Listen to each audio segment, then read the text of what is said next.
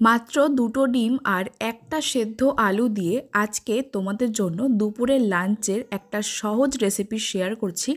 রোজকার একঘেয়ে ডিমের রেসিপি ছেড়ে যদি আজকের এই রেসিপিটা একবার হলেও দেখে ট্রাই করা যায় তাহলে কিন্তু তোমরা রেসিপিটার প্রেমে পড়ে যাবে।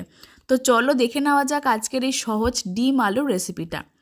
তো রেসিপিটা শুরু করার জন্য প্রথমে আমি এখানে একটা বোল নিয়েছি। এবার এই বোলের মধ্যে এক এক করে দুটো ডিম ফাটিয়ে নিচ্ছি। আজকের রেসিপিটা আমি দুটো ডিম দিয়ে করছি। তোমরা এখানে চাইলে কিন্তু 2 বা তার বেশি ডিম দিয়েও করতে পারো।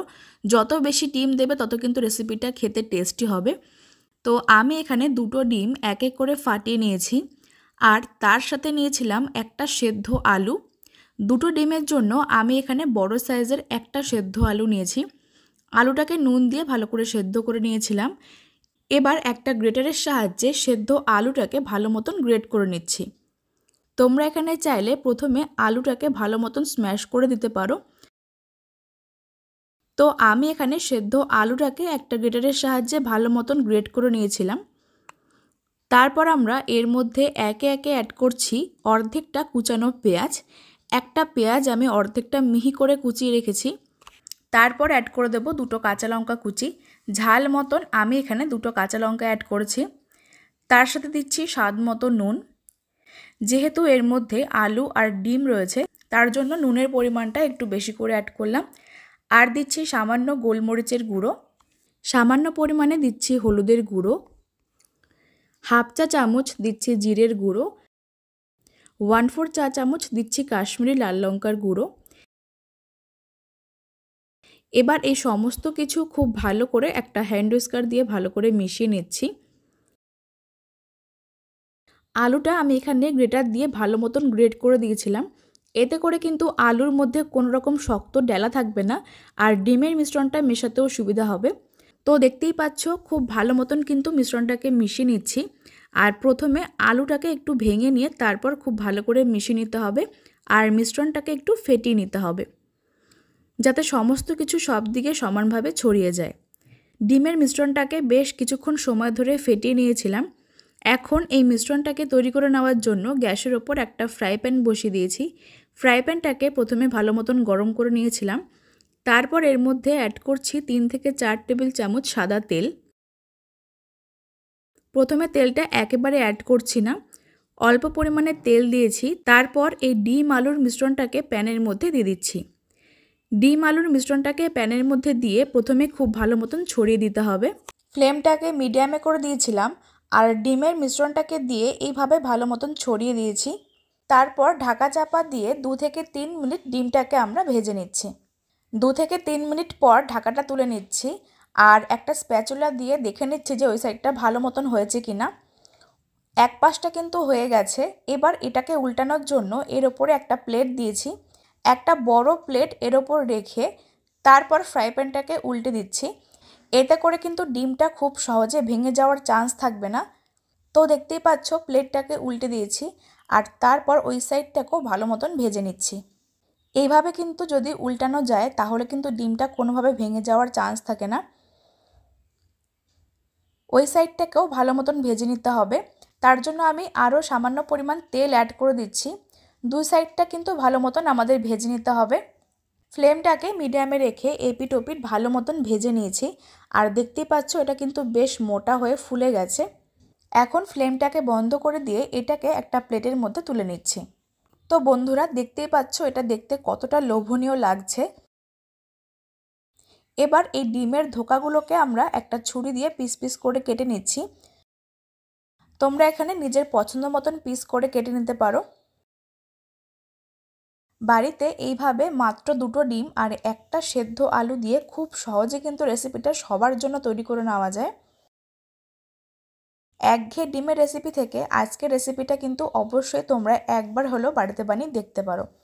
তো দেখতেই পাচ্ছ আমি এখানে নিজের পছন্দ মতন পিস করে কিন্তু এগুলোকে কেটে নিয়েছিলাম আর এগুলো কতটা সুন্দর হয়েছে দেখতে। আর এই ডিমের ধোকাগুলো কিন্তু খুব বেশি মোটাও হবে না আবার একেবারে পাতলাও হবে না, ঠিক এরকম মোটা রেখে এগুলোকে তৈরি করে নিয়েছিলাম আর এরকম পিস পিস করে কেটে নিয়েছি। এবার অন্যদিকে গ্যাসের ওপর একটা কড়াই বসিয়ে দিয়েছি। কড়াইটাকে প্রথমে ভালো মতন গরম করে নিয়ে তারপর এর মধ্যে অ্যাড করছি পরিমাণ মতন সর্ষের তেল। এই রান্নাটা আমি সরষের তেল দিয়ে করছি, তোমরা এখানে চাইলে সাদা তেল দিয়েও করতে পারো। পরিমাণ মতন সরষের তেল দিয়েছিলাম, আর তেলটা যখন ভালো মতন গরম হয়ে যাবে তখন এর মধ্যে দিয়ে দিচ্ছি ফোড়নের জন্য হাফ চা চামচ গোটা সাদা জিরে, সামান্য পরিমাণে দিচ্ছি তেলের মধ্যে চিনি। যে কোনো রান্নায় তেলের মধ্যে যদি একটু চিনি দেওয়া হয় তাহলে কিন্তু রান্নার কালারটা ভীষণ সুন্দর আসে, আর টেস্টটাও কিন্তু ব্যালেন্স হয়। আর দিচ্ছি কয়েকটা গোটা গরম মশলা। ফোড়নটাকে দিয়ে হালকা নাড়াচাড়া করে নেব। তারপর এর মধ্যে অ্যাড করছি একটা ছোট সাইজের পেঁয়াজ কুচি। পেঁয়াজ কুচি অ্যাড করে তারপর অ্যাড করছি 1 টেবিল চামচ আদা রসুন বাটা। এবার আদা রসুন বাটা আর পেঁয়াজটাকে দিয়ে খুব ভালো মতো নেড়েচেড়ে একটু ভেজে নিচ্ছি, যতক্ষণ না পর্যন্ত এর কাঁচা গন্ধটা চলে যায়।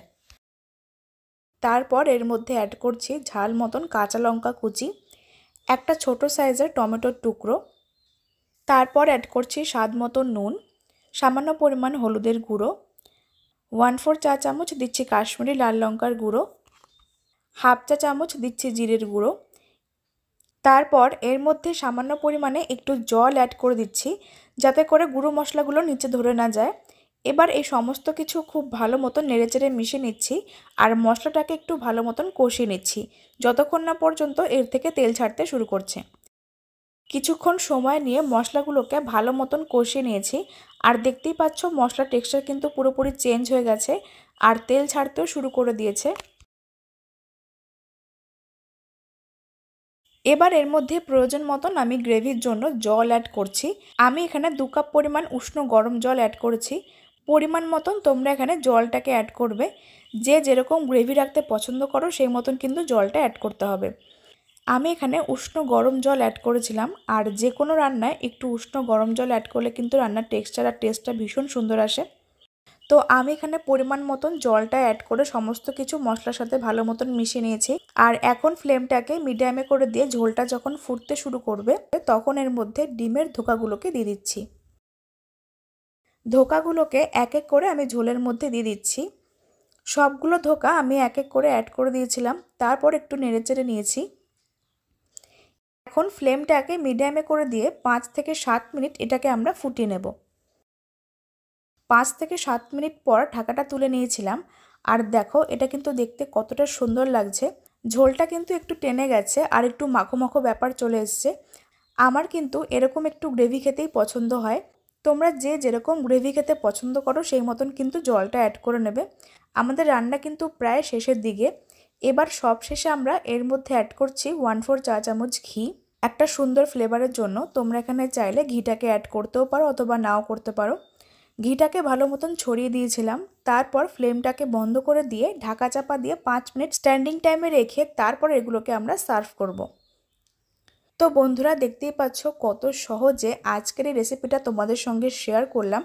একঘেয়ে ডিমের স্বাদ বদলাতে কিন্তু আজকের রেসিপিটা অবশ্যই একবার হলেও বাড়িতে বানিয়ে দেখতে পারো।